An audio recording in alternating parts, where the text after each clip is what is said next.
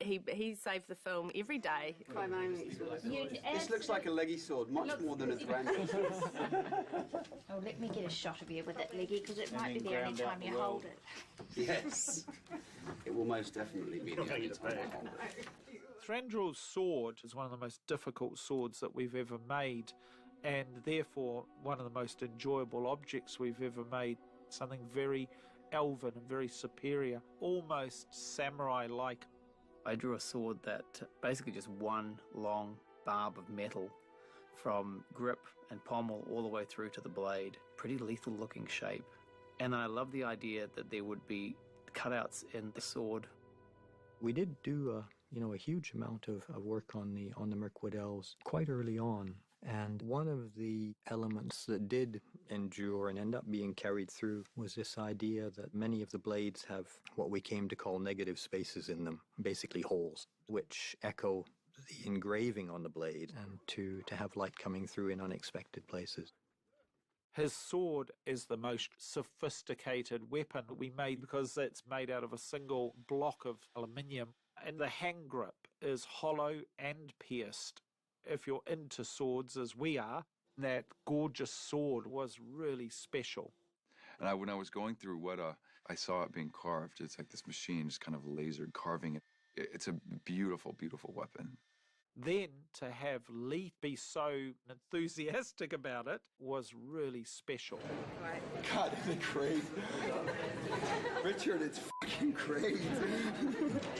Leith didn't hold it aloft, he didn't hold it across his body.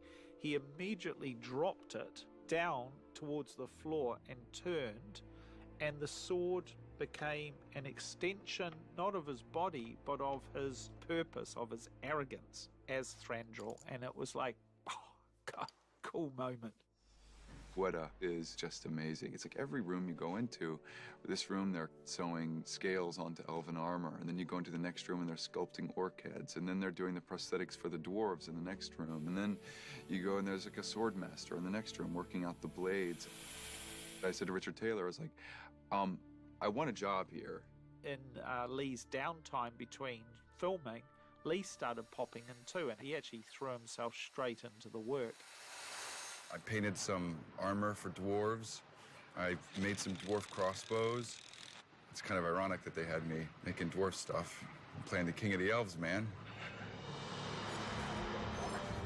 Tolkien's elves are almost superhuman in respect of their abilities when it comes to combat. And the fact that they have been around for thousands of years, you'd have to pick up a thing or two.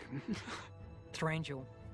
You know, he's the greatest warrior that you're ever going to see in Middle-earth. You see what Legolas can do.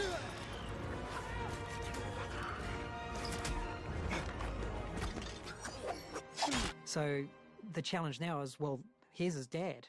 One day Pete called us all together, and the subject was Thranduil and his fighting style. That's all right, just come and sit down then.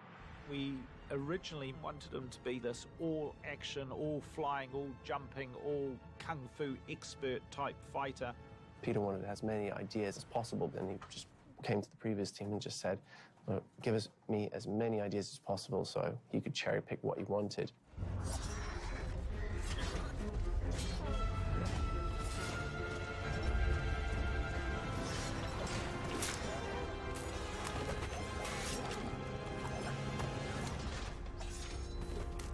It was forefront in our minds that the father to Legolas would have an even more dynamic and extraordinary fighting style. But the more the conversations evolved, the more clear it became that because of who Thranduil is as a character, as we saw him develop through the movies, he needed a much greater level of heightened efficiency. So less is better. So not as flamboyant as Legolas. Yeah, I think the jumping and the swinging probably not so much with Thranduil. He's more just diddly with these two swords, like a couple of razor blades slicing through the orcs.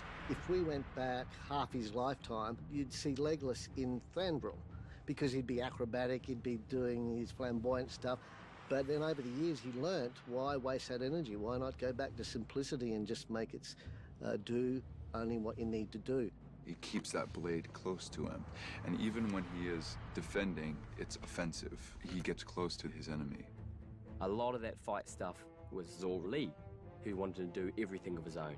I mean, he was so dedicated into putting that time into learning to use both swords. And your hand comes to the outside of your shoulder. Oh. That's it. That's all you have to do. Good.